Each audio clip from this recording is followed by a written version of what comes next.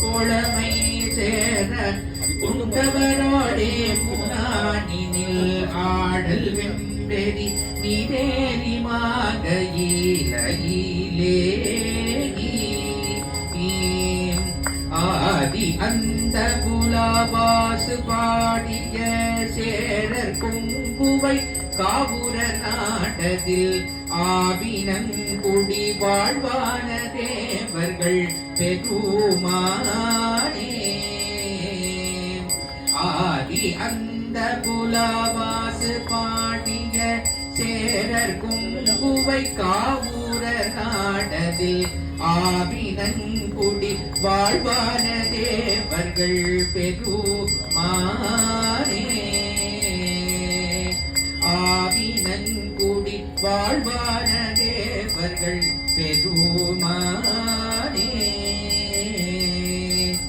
ஏழுமையிலேறி விளையாடு முகமொன்று